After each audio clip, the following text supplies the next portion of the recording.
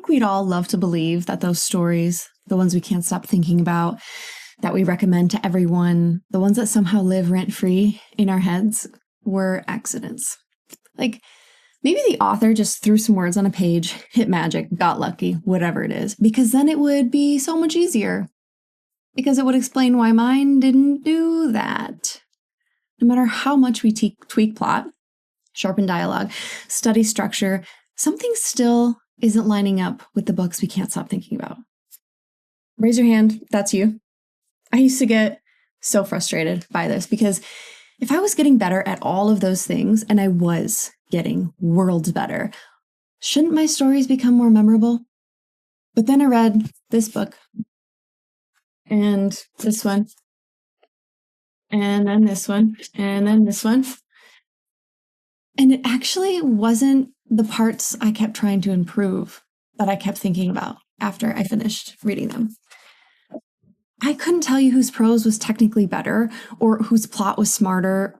The things I couldn't forget weren't coming from better craft, at least not in the way that I understood it. They were coming from something else. Something that had already started before I even opened the book.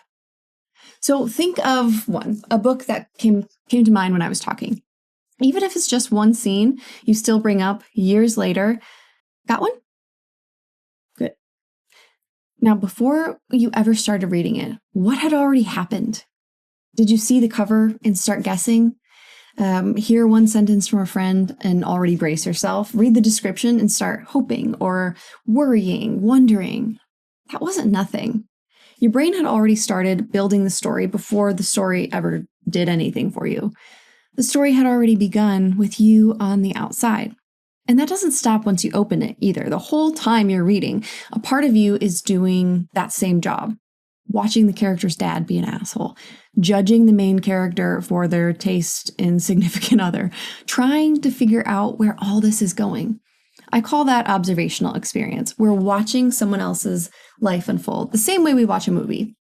But books are movies. Because what can books do that movies usually can't? They don't just let us watch someone's life. They let us borrow someone's mind. So we're no longer just standing outside the story, we're also standing inside someone else's experience. So think about that same book again. Was there a moment where you stopped just watching, where something didn't just happen in the story, it felt like it happened to you? It did happen to you. Maybe your shoulders finally relaxed when the character escaped. Maybe your stomach dropped when they opened the letter. But did you notice something? Those things didn't happen to you. You didn't escape. You didn't open the letter. So where did those emotions come from?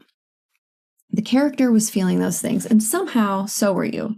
Because when the writing is doing its job, their experience becomes yours. You're inhabiting it. So I started calling that the Inhabited Experience. Great. Readers can observe, check. Readers can inhabit, check. So why aren't our stories unforgettable? And that's the question. The one that completely changed the way I write, because I thought it was a combination of those two things working together, but it's not. It's not even one or the other. It's not even technically both. It's actually this. Go back to your book in your mind. Think about a moment where you judged the character, but also understood them at exactly the same time. Where you thought, I would never, except maybe I would. And you became like the real life meme of the kombucha girl. Yeah, it feels like that. What's actually happening there? Part of you is standing outside the story. Another part of you is standing inside of it. So what happens when those two experiences don't agree? When they don't line up perfectly? What if you're dreading what's to come, even when you're also hopeful because the character is hopeful? Because that's it. It's the tug of war. And as the reader, you're standing in between two experiences. That's the place I want you to notice. Put a pin in it, whatever. Now what do you do in that moment? You can't just judge the character outright anymore because you understand them and feel the reasons they're doing it. But you can't just agree with them either because you're still judging what they're doing. So your brain starts trying to make them fit, to make sense of them. Why would they do that? Don't they see what that's turning them into? How far would someone go for the people they love? Could I go that far for the people I love? Do you see what happened? That question started in the story, and it moved. Where did it go? It followed you. Into the shower, into bed when you're falling asleep, into the car, the grocery store, the debate at dinner. Eventually, the story stops being the thing you're trying to figure out. You become the thing you're trying to figure out. You're no longer asking, what kind of person is this? You're asking, what kind of person am I?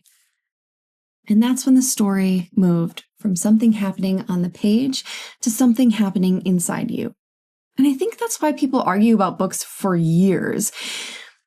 They're not really arguing about the story anymore. What they're still trying to understand is themselves, because the stories we never forget aren't the ones that answer every question. They're the ones that let us experience a version of ourselves we may never get to meet. A version facing impossible choices, feeling things we will hopefully never have to feel ourselves. And once in a while, one of those imagined versions teaches us something true about the person reading. That's what unforgettable writing really is. Not writing people can't forget. Writing that helps people discover something they couldn't have otherwise known about themselves. Which changes things for us as writers, because that can feel daunting, but really it's a few choices executed on page. So let's design one. But this time I want to use a very well-known story so you can go in and actually see the prose in action. We're going to use Katniss volunteering for Prim. Now, obviously, I have no idea what Suzanne Collins' planning document looked like, but if I were trying to create this exact same reader experience, this is where I'd start. I already know what happens. Prim is chosen, Katniss volunteers, she walks to the stage. That's the plot. But the question isn't what happens. I already know that. The question is, how do I want the reader to experience what happens? And for that, we need to look in between. I know that what Katniss is doing is admirable, respectable. I don't just want the reader admiring her, because we're in her perspective, and to her, this is not honorable, it's horrifying. It's a terrifying death sentence, but I don't want them to feel terrified with her only. I want them caught between those two things. So now I can start making decisions. And those decisions are often, what question are you wanting somebody to start thinking about themselves? Like, what do you want them to be contemplating and figuring out? And for this one, it kind of comes down to, would I sacrifice myself for someone I love? And then I know what happens. Katniss needs to volunteer and walk up the stage. So if I'm going to be starting, that's the in-between part. How do I create those things? So for the observational experience, it's actually, what do we see? We know that she's admirable. That's the piece I want the reader to be watching and feeling and understanding is admiration and probably respect for her too. So what creates admiration? Well, I think that would be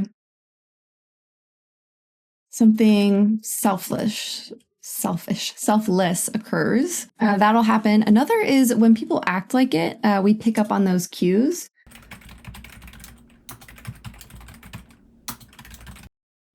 That's what this might look like. Nobody clapping, the district salutes. Suddenly, everyone recognizes what she's done. I'll add that too. And if you read the book, Suzanne Collins didn't have to focus on those things in the narrative. She could have stayed almost entirely inside Katniss's head. She could have spent another page describing Effie's response, what her appearance meant, which could have gone into a spiral about the Capitol, the stage, the injustice, the panic, how just unfair it is. But she keeps bringing back our attention to how everyone else is responding to Katniss. Those are observational choices. And so if I plan the scene with those in mind, this is what that could look like. But we are still inside Katniss's head, and we get insight into that part too. So what creates the other side? Which is, her inhabited experience is terror, dread. It's a death sentence, really. She knows that. It's the cost of this decision. Now, suddenly, Katniss can't look at Prim. She can't let herself cry. Those are the inhabited experiences of this dread and this death sentence. So let's get that on the page.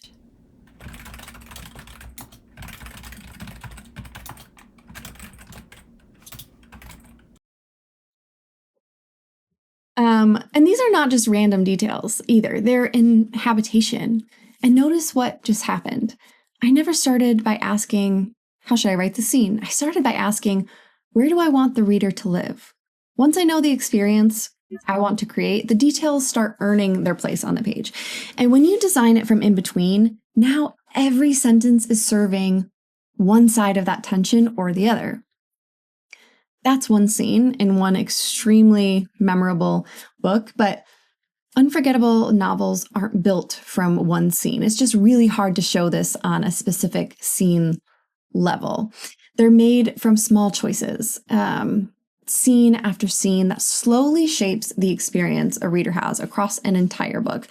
Those decisions start to look different, and I share what those choices are and what they look like every week-ish as I'm in progress building this kind of intentional reader experience. If you'd like to build alongside me, there's a link below, because these choices can look very different depending on what you want to do. Think of how Margaret Atwood framed the experience in The Handmaid's Tale, or The Hunger Games, or what the experience looks like in Fingersmith or Game of Thrones.